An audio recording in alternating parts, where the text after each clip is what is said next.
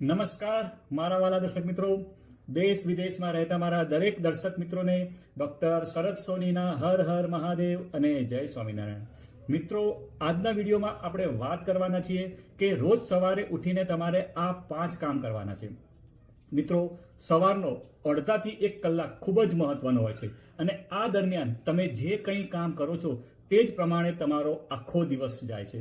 મિત્રો, આજના વિડીયોમાં હું તમને 5 એકદમ સહેલી વાત કરવાનો છું અને જો તમે એ પ્રમાણે કરશો તો તમારો આખો દિવસ એનર્જેટિક અને પ્રોડક્ટિવ અને ખૂબ જ સરસ જશે અને આ કામ કરવાથી તમે ગંભીરમાં ગંભીર બીમારીઓથી પણ બચી જશો. તો મિત્રો, પહેલું કામ જે છે એ તમારે સવારે કરવાનું છે એ છે આળસને મરોડવાની, એટલે કે અંગડાઈ કરવાની. એટલે કે તમે જ્યારે પથારીમાંથી ઊભા થાવ છો ત્યારે પહેલું કામ કરવાનું છે બોડીને સ્ટ્રેચ કરવાનું. જેમ કે આપણે હાથ અદ્ધર કરીને ઘણા લોકો કરતા હોય છે, આળસ મરોડતા હોય છે. તો હવે આની વાત કરું તો માણસો જ નહીં, પશુઓ પણ સવારે ઉઠીને પહેલું જ એમનું કામ કરતા હોય છે આળસને મરોડવાની. તો મિત્રો, આ કરવાથી શું થાય છે? તો પહેલી વસ્તુ થાય છે કે આ કરવાથી આપણા શરીરનું બ્લડ સર્ક્યુલેશન નેચરલી વધી જાય છે અને અંગડાઈ લેવાથી આપણા બ્રેઇનને સિગ્નલ મળે છે કે હવે આપણે જાગવાનો સમય થઈ ગયો છે. અંગડાઈ લેવાથી આપણા જોઇન્ટ્સમાં લુબ્રિકેશન વધી જાય છે, જેનાથી એની ફ્લેક્સિબિલિટી વધી જાય છે. અંગડાઈ લેવાથી 1 જ સેકન્ડમાં તમને એનર્જી મળે છે. મિત્રો, તમે જોયું હશે કે આપણે ઓફિસની અંદર 2 થી 3 કલાક એક ધારું તમે બેઠા બેઠા કામ કરો છો અને પછી તમે ખાલી 1 સેકન્ડ માટે અંગડાઈ લો છો, એટલે કે તમે બોડીને સ્ટ્રેચ કરો છો, ત્યારે તમારો બધો જે થાક હોય છે ને બધો જ થાક ઉતરી જાય છે અને તમને એનર્જી મળે છે. મિત્રો, તમે આખી રાત સૂઈ ગયા ત્યારે બ્લડ સ્લોલી ફરતું હોય છે અને સવારે એકદમ તમે જો ઝટકાથી ઊભા થાવ છો ત્યારે તમારા હાર્ટ ઉપર પ્રેશર આવતું હોય છે, એટલે કે એને ઝટકો લાગે છે. એટલે જ મિત્રો, જે લોકો સ્ટ્રેચ કરે છે, અંગડાઈ કરે છે અને પછી ઉઠે છે તો એમને સ્ટ્રોક, હાર્ટ એટેક આવવાનું રિસ્ક એકદમ ઘટી જાય છે. તમે ગમે તે રીતે અંગડાઈ લઈ શકો છો. તમે બેડ ઉપર સૂતા સૂતા પણ લઈ શકો છો. એના માટે તમે મર્કટાસન, જે યોગાસન કહેવાય છે, એ તમે કરો તો એનાથી પણ તમને સારી રીતે અંગડાઈ લઈ શકો છો. બીજું કે તમે મર્કટાસન, તાડાસન, ઊભા પણ તમે સ્ટ્રેચિંગ કરો, તમારા શરીરને સ્ટ્રેચ કરો તો પણ તમે એને અંગડાઈ લઈ શકો છો. અને તમે ગમે તે રીતે કરો પણ તમારે બોડીને તમારે એને સ્ટ્રેચ કરવાનું છે. મિત્રો, આ કરવામાં તમને ફક્ત 1 થી 2 મિનિટનો સમય લાગશે, પણ મિત્રો આ તમે કામ કરશો તો 30 થી પણ તમને વધારે ફાયદા આનાથી થશે. મિત્રો, જે બીજા નંબરની વાત છે જે તમારે સવારે ઉઠીને કરવાની છે એ છે મિત્રો તમારે પાણી પીવાનું છે. મિત્રો, તમે ઘણા બધા વિડીયો જોયા હશે કે જેમાં કે સવારે પાણી પીવાથી આપણને ઘણા બધા ફાયદા થાય છે.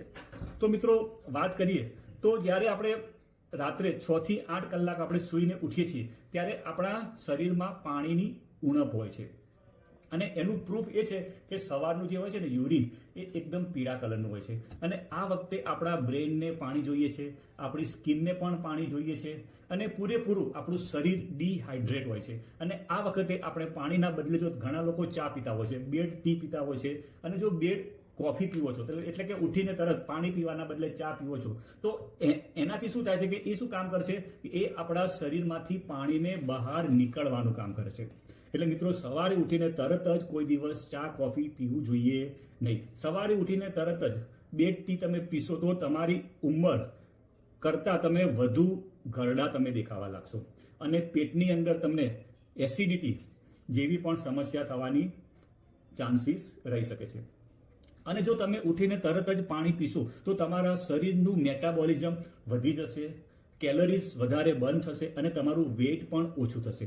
પાણી પીવાથી ડાયજેશન ફાસ્ટ થાય છે અને પેટ એકદમ સાફ થઈ જાય છે અને શરીરમાં જમા થયેલી ગંદકી નેચરલી બહાર નીકળી જાય છે, જેનાથી સ્કિન પર ગ્લો આવશે, વાળ એકદમ સરસ થઈ જશે અને બ્રેઇનનું પાવર પણ વધી જશે. તમે સવારે પાણી નવશેકું પી શકો છો, સાદું પી શકો છો, નોર્મલ પાણી તમે પી શકો છો, રૂમ ટેમ્પરેચરવાળું પી શકો છો અને તમારી શરીર પ્રમાણે તમે 2 થી 3 ગ્લાસ તમે સવારે પાણી પી શકો છો. મિત્રો, ત્રીજા નંબરનું જે આપણે કામ કરવાનું છે એ છે કે આપણી આંખો ઉપર પાણીનો છંટકાવ કરવાનો છે. મિત્રો, અત્યારના સમયની જો હું વાત કરું તો આપણું જે એક અંગ જેને આપણે વધારે સાચવવાની જરૂર છે એ છે મિત્રો આપણી આંખો. કારણ કે અત્યારે બધાની પાસે સ્માર્ટફોન આવી ગયા.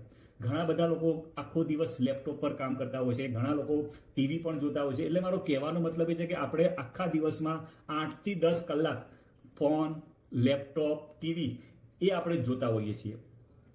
અને એના લીધે એક સમસ્યા બધી જે થતી હોય છે એ આપણા આંખની થતી હોય છે, જેમાં ડ્રાય આઈસ, આઈ સ્ટ્રેન, આંખોમાં રેડનેસ, આંખોની અંદર ખંજવાળ આવવું, એવા બધા મિત્રો પ્રશ્નો અત્યારે જોવા મળી રહ્યા છે. કારણ કે આપણે વધુ સમય આપણે મોબાઈલ, ટીવી અને લેપટોપ ઉપર ગાળીએ છીએ. મિત્રો આ બધી મુશ્કેલીઓ ઓછી થઈ શકે છે જો તમે સવારે ઉઠીને એક ટેવ ચાલુ કરી દો તો, અને જે છે તમારી આંખો પર પાણીનો છંટકાવ કરવાનો.